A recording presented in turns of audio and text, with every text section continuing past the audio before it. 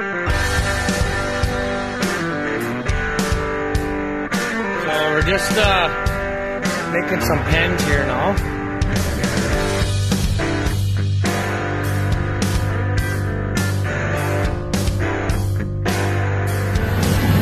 What?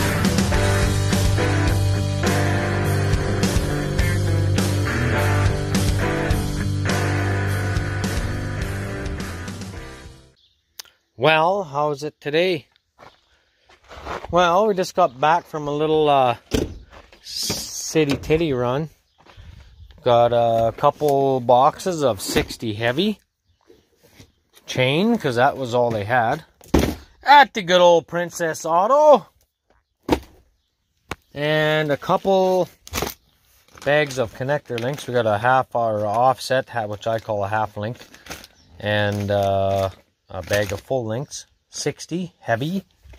And for this old girl, well, that changed for there too. But anyways, fucking doors. Anyway, what I was saying is I got the clutches and that pressure plate and all that stuff for the 8465. So that's what I'm gonna do now. I gotta rebuild all that stuff. I bet you only got 1,500 bales on that last one, so that's not very good. Anyways, we got extra bearings, all the clutches and everything.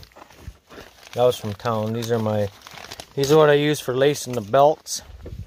I was out, so these I had to get a Prince or PV Mart, but whatever, either way. So that's kind of the plan of what I'm doing now.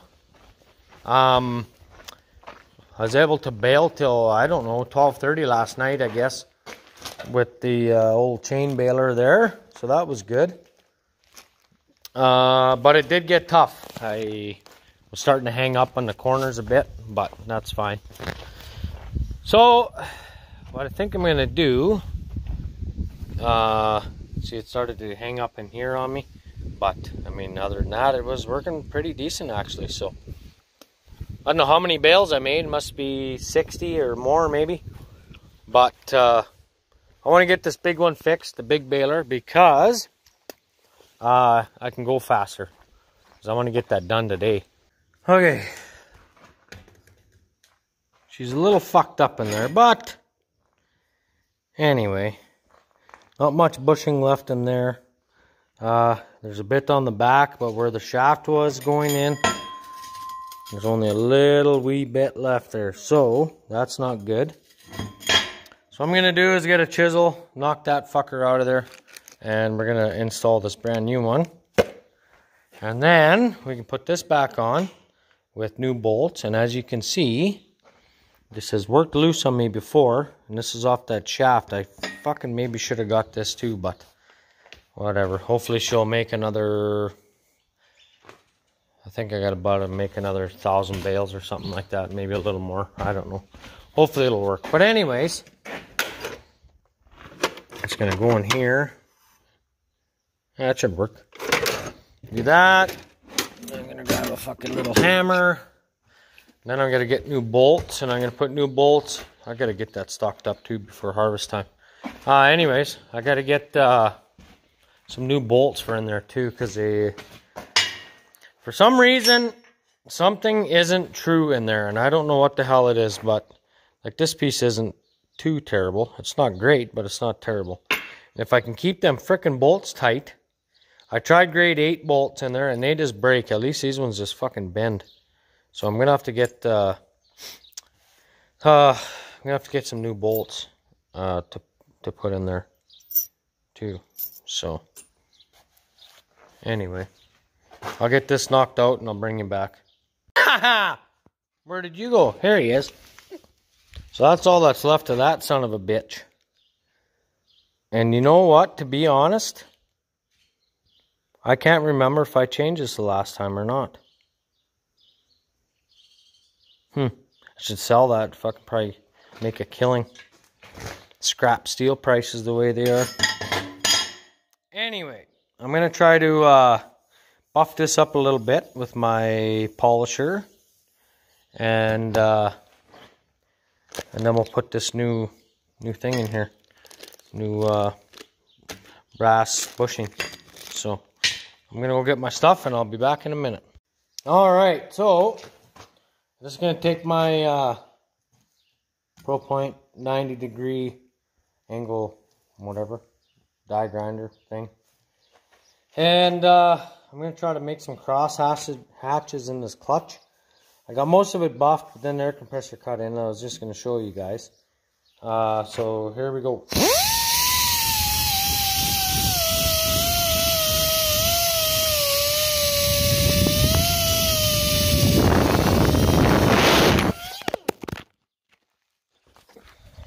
No, like what? No, that didn't work.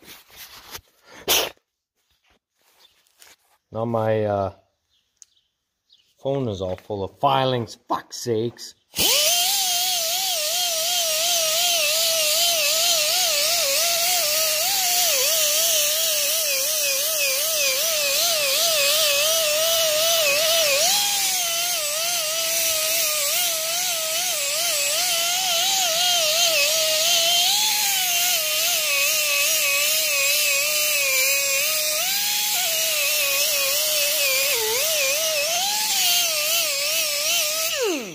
There we go.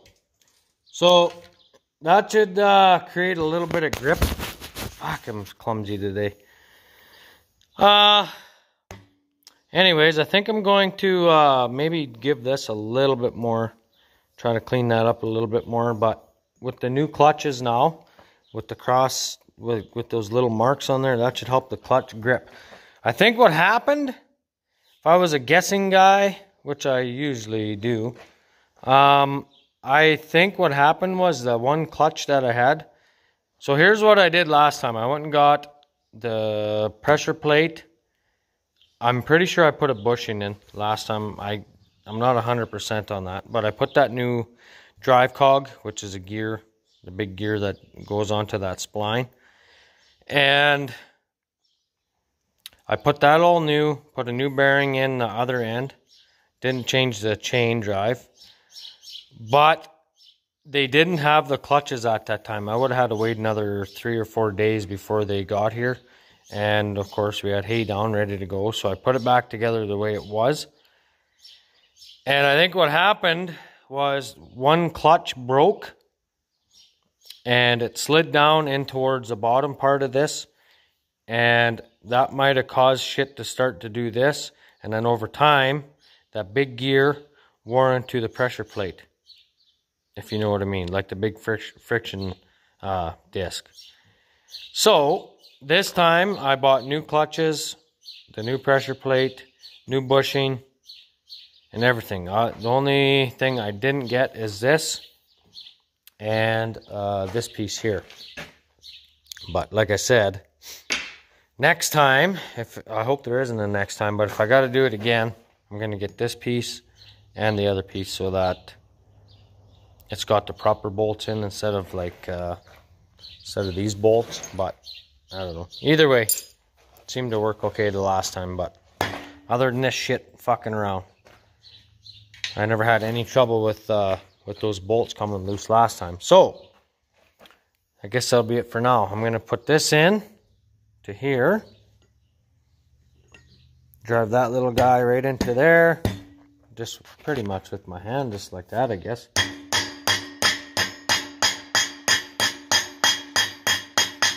Anyway, I'm going to get a fat piece of steel and hit that in because I don't want to fuck it up. So I'll bring you back in a bit. Alright, so I forgot what I was doing now. Oh yeah, I washed my hands because they're all full of fluid film. So I just did a sort of a test fit deal here. And everything seems to work pretty good. I don't have those bolts in yet, but what I'm going to do is get these bolts in here in the flange. And then that way's good. And then I can move this gear to where I need to have it. As you can see, everything's turning pretty good. Because, I washed my hands because I didn't want to get these clutches wet. So basically, I got to pull this back out, hang all the clutches on the shaft here, line that up, put those bolts in, and so on. But you got to make sure when you guys are doing this that you put all the clutches and everything on here right the first way, or right the first time, the way that they need to go. Trust me, I've done it a few times already. I've had this part quite a few times in here. But anyways, take your time, reassemble it the way it needs to go. I'll show you how to do it here. But like I said, I'm just, right now, all I'm doing is a test fit. And I lost my hammer again. Son of a bitch. You know, probably in the shop. Anyways, I'll go grab it. I'll be back. All right. So, basically, you can move this so you have minimal gap in here. That way your clutch disc is riding on as most of that gear as possible. So right now, it's just touching. That might be a little bit too tight. So, what I ended up doing last time, and it seemed to work pretty good. I might have a little too much room in here yet by the time I get these bolts in here. But what I did last time is I took a bunch of keyways and I cut them and shimmed that in there, and then I put a hose clamp around the keyways in that shaft so that they didn't fall out. So yeah, that's what I did last time, but I don't know. I'll probably do that again. So as you can see, I flipped this gear around so that it's going to be driving from the new side, just because I put all new shit in there. So hopefully it'll work. Again, take your time, make sure you assemble this properly before you do all this shit up, and then find out that, oh shit, I fucked up. I have to redo this all again. So I will try my best to show you what to do here, and hopefully it'll work out for you. But anyway, talk to you in a bit here. I'm going to take this out now like this, and then that can stay there. And then what I'll do is I'll take all these parts as I need them, and I'll slide them onto here, and then I can line that up, and then we'll do these bolts in here. But I need two hands, and I can't video it because I don't have a magnet or fuck all. So, it is what it is. Talk to you in a little bit. Okay, so first order of business is we're gonna scrape all this burnt shit off of here with the die grinder. Get this all cleaned up because this is the first piece that has to go on that shaft. So anyway, I'll get her buffed up and bring you back again. Just bringing you guys everywhere. Who's that? Alfalfa! What are you up to? Oh, buddy. Holy crap, I went inside and had a frickin' drink. Watched Mayor's video there, making some hay, this farm wife. You guys go check her out, she's pretty cool. Anyways, after the video there, I just both fell asleep, so that was kind of odd. Anyway, guy gets tired putting in these long hours, but so what we're doing now, so basically what you got to do when you start to do this stuff, clean everything up good, make sure you got no grease on your clutch discs, nothing on your pressure plates. Like I said, the friction disc needs to be clean. This is brand new, so it'll be clean. But anyway, it's kind of crooked there, but what I've done is I tightened this now back here, all these four in the carrier, bearing carrier.